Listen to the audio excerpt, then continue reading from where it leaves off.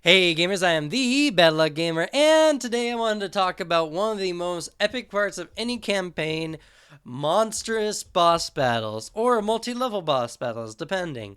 Monstrous boss battles are when the players engage against an epic creature or godlike creature of an immense size that tests everything about the player. Now, these battles run typically different than most battles will go, and that's because the creature is so immense. Attacking it normally does absolutely nothing.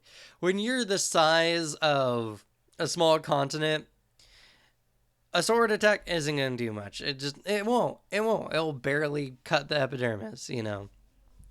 So these battles are they should be not very common. I mean, you can have a giant ogre or a big monster at some point midway through your story if you would like. And there's nothing wrong with that. Don't throw a bunch of gigantic creatures at your campaign unless the theme is conquering epic creatures, because even though the battles are more interesting that way with for the players sometimes, it makes all the battles in between those monsters seem far more insignificant. It makes them feel just like, oh, look, trash, we're just going to kill these guys, whatever. So you only want to use them to make key story points or to shake things up when things have really gotten stale. Now, immense boss battles go in a pretty set pattern. There's not much difference between them. Most of the time, it starts out with the creature engages. The players have to attack the creature's weak points. Either the creature has giant crystals on it the characters need to attack, or they need to use some form of siege weapon against the creature, or something of that fashion. That's very typically how the beginning phases of a battle goes. Now, when you transition onto the next step is usually the creature unleashes a big attack that can nearly wipe out the party if they're not prepared. They either need to hide or they need to prepare themselves with certain abilities or whatever. Then, after that, the creature begins another set of attack patterns, and the players need to thus contest it again, either attacking more weak points, or maybe they've revealed a point on the creature that they can openly attack to actually deal damage to the creature. From that point on, the rest of the battle can end in a few different ways. Either the characters need to use some kind of special weapon, they need to continue using exploiting its weak point, or they need to complete some ritual or help some important NPC that can help defeat the monster. Now, even though these kind of battles take a very set path along how they should be done, there's a lot a GM can do to personalize the game for the players or make it fit their theme a little bit better. Now, first of all, having the creature stop mid combat and engage in conversation in the players is always really interesting, especially if the creature didn't speak beforehand. The players will begin the fight thinking it's just some giant creature that is attacking or whatever. They don't have really any connection to the creature. But then when it stops and engages the players in a conversation, this causes them to reconsider what they're thinking, and this will make the players feel like this creature is actually intelligent, actually ancient, and actually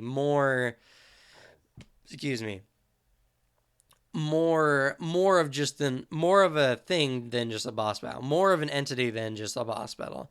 That is one way to really make a story feel different. Another thing to do is have the boss become a platforming section where the players jump onto the boss and have to perform a certain number of tasks climbing the creature to get to whatever weak points there are. A lot of games do this, and that's because it's a really great idea. It makes the players feel like they're actually acting upon the creature and getting somewhere with the creature. When the players can't damage a creature normally, it will demoralize them a little bit. So when the players are succeeding checks against the monster in any shape or form, it makes them feel better, and it makes them feel like whatever they're doing is actually having an effect on the battle.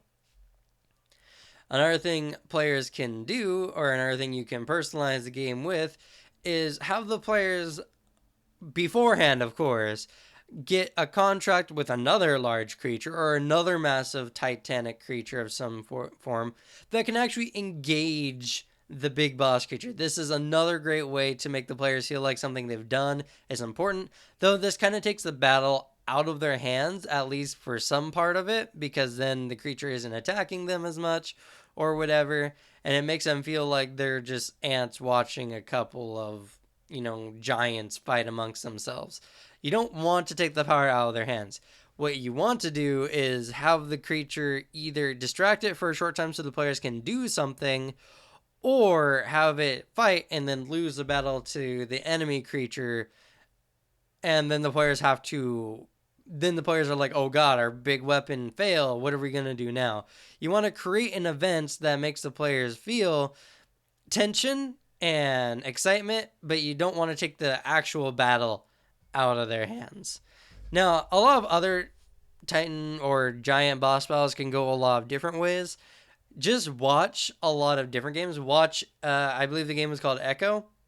Was it Echo? No, Shadow of the Colossus. Echo was the game before it. Shadow of the Colossus is a really great way to look at giant boss battles and do them in unique ways.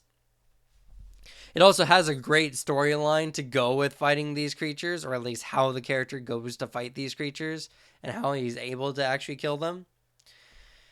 And there's a lot of different ways you can go about how a giant boss battle works. Serpentine bosses are always really interesting. Bosses in the water, like a Leviathan-esque creature in the water, is always super exciting for the players, because if they fall in the water, it's pretty much game over. So, but they might obviously give them a chance to escape. Please do. But make the players feel like getting into the water is the worst thing possible. Alright, gamers. So I hope this episode was more than helpful for, well, GMs especially, to set up your boss battles. If you're a player, let your GMs know, hey, can we fight a Titanic boss at some point? Because that would be so cool. You just got to let them know what you want in the campaign. And sometimes the GM will just throw it in and it works really well. Sometimes it doesn't work well, but, whatever. If you guys have any other examples or tips, please leave a message in the comments below. I really appreciate it, and whoever gets to read them will hopefully appreciate it. I could always use some more tips. And if you guys like this video, please leave it a like so I know that I'm doing well by this channel. Anyway, gamers, ciao for now. Good luck with your Titanic boss battles, and I'll see you guys in the next episode.